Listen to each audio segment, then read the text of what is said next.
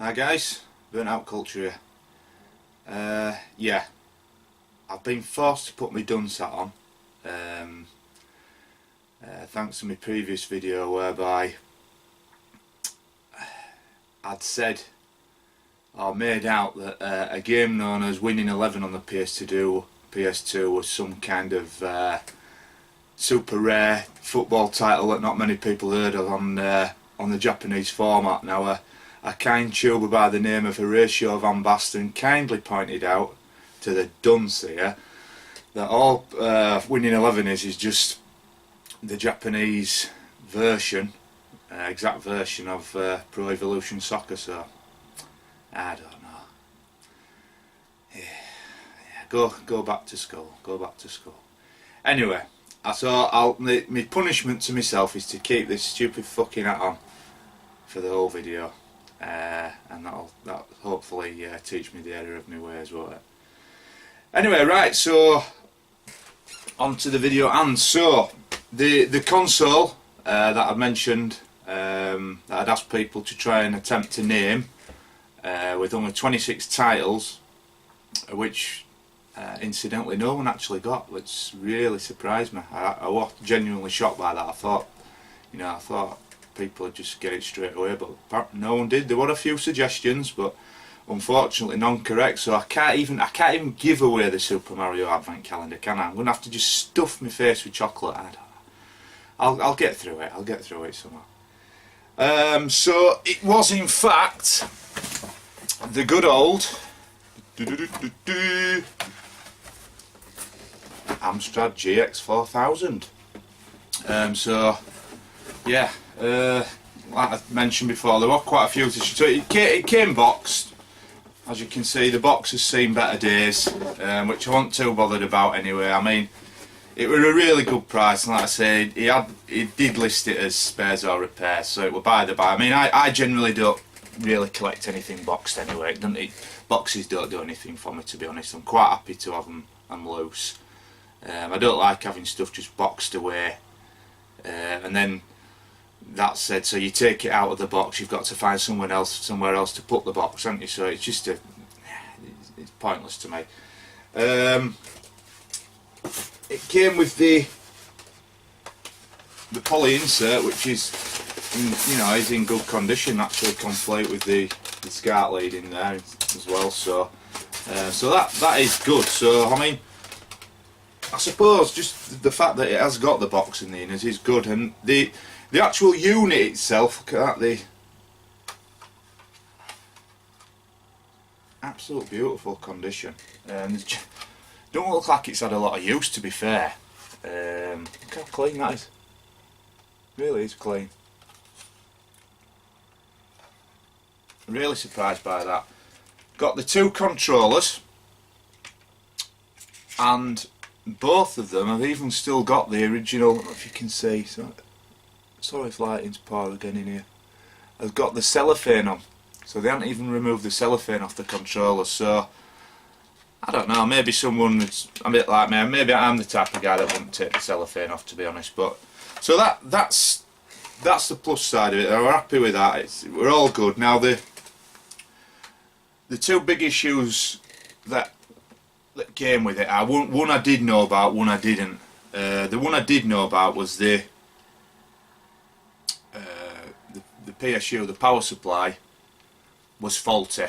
So clearly it's got the electrical tape around that end, so I don't know what's happened there. It's got a screw missing and been dicked about with quite a bit in there. I've opened it up and it's got like an inline fuse missing, so that's going to be kaput. So my first issue I've got is trying to source a new one of these. At initial looks, it don't look to be an easy task, to be fair. There's not many about.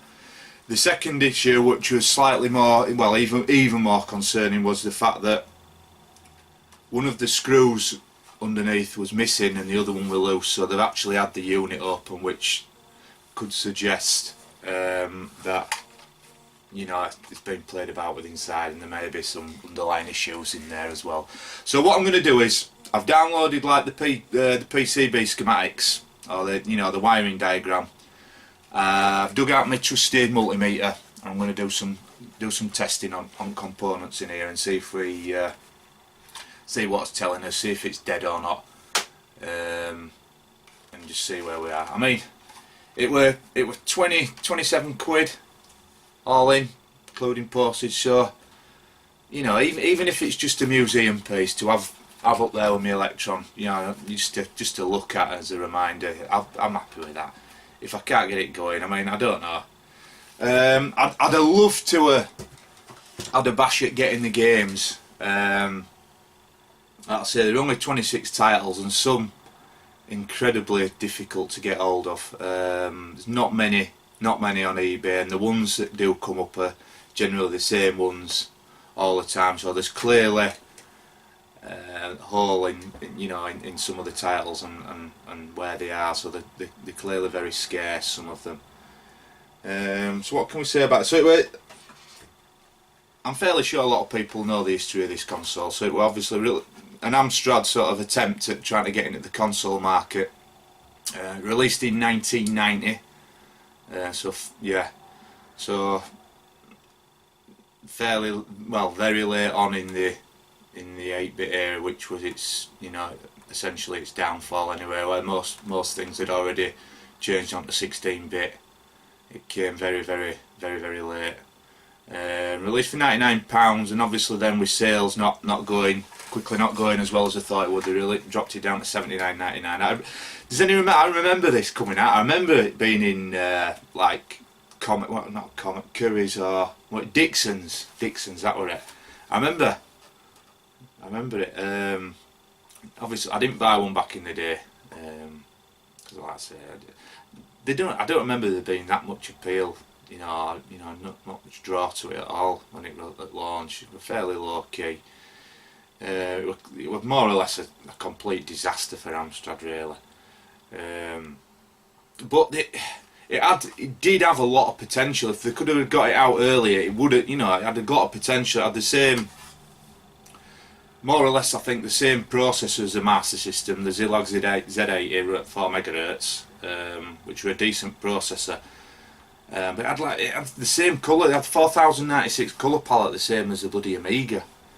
Sadly, not a lot of that potential it wasn't realised in most of the titles. I think there's only a handful where it used the, you know, its full potential, what it could have done, which was a big letdown. I'd read a lot of reviews of games that came out, and you know, the owners of them games were very sort of disappointed. So it probably lost a lot of its appeal early on, and didn't really recover. So yeah, I don't know. We'll see how it goes. I mean, could be an uphill battle this to get this running, but it's worth having a bash. I'm certainly going to try and keep trying to source a new PSU for it, and I'll definitely. I'm fairly confident. If I can't do it, I've got a friend who's a bit of an electronics whiz. I'm sure we could get this actually running.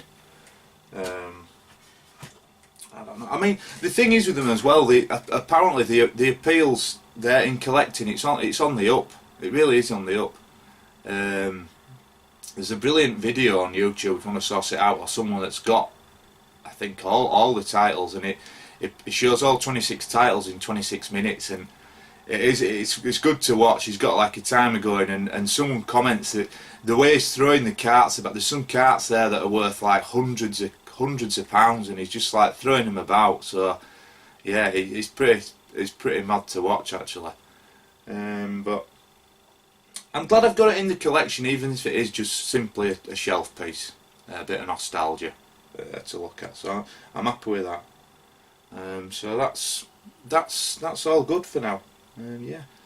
One other pickup that I've got this week that's turned up, a PS3 game. Don't know if you've heard of. If you haven't heard of it, it's a recommendation from me. It's absolutely brilliant game. Is this? Picked up a sealed copy. The reason why I've got this, I've got it up there as well somewhere. Is it? Or is it down there? Yep. got this for £7 sealed, and it's Under Defeat on the PS3. Really, really, really good game, this. Graphics are superb. It's a bit of a, how can I describe this one? So you're this helicopter, and it's just a madcap shooter again on screen, but it's scrolling's brilliant on it, and it's just another one where it's sheer chaos. But I thought to get this for £7, brilliant. I'll have that all day long, thanks, sealed. So yeah, I were happy with that. I've got some various stuff, and I'm even looking at going back to another machine, another format that I used to collect for back in the day. It's the little urge has got me again after reading some things about it. So that I'll probably wait till at least January though. Get Christmas out of the way. Don't want too much more expense. This, by the way, controller's gone dead on this, so we're going to start playing El Shaddai. I've just been playing it. Bloody brilliant game, this, on PS3 as well. If you haven't got that, it's worth picking up. So yeah, another good week. I've got a few other bits on where I've got a couple of books. This is a good magazine as well. If you haven't already got it, worth getting. Fairly cheap. Video Games Hardware Handbook. It's got how many? 30 consoles and systems in there. Really good. I think I got it from what used to be IP Publishing. It's changed its name now, the website, but it's easy to source. I think it's about a tenner. I couldn't get it cheap, but it's well worth it. I mean, I've been reading this for weeks, and it's good as a a reference. You can just go back to loads of stuff. It's got, you name it, absolutely you name it, it's in here. Computers as well as consoles, but so it's from 1977 to 2001. It's got handhelds, really obscure stuff that you don't hear much about. ColecoVision. What else we got? Really, Microvision, Auric One, and a lot of these. This is where I get me a lot of the ones with the perfect 10 games, where I read about and I think I'm going to try and get these 10. So yeah, brilliant magazine, this, absolutely brilliant. There's another version. There's another one with different dates on as well, like a brown cover. I'm going to try and get hold of that as well. So that's about it for now. I'll be doing another upload in a couple of days. I'll just suss out what, I'm not too sure what it's going to be yet. I've got a couple of ideas going, but hope you've enjoyed this little one. Reintroduced you to the trusty old GX there. So great stuff, guys, and thanks for watching. Take care.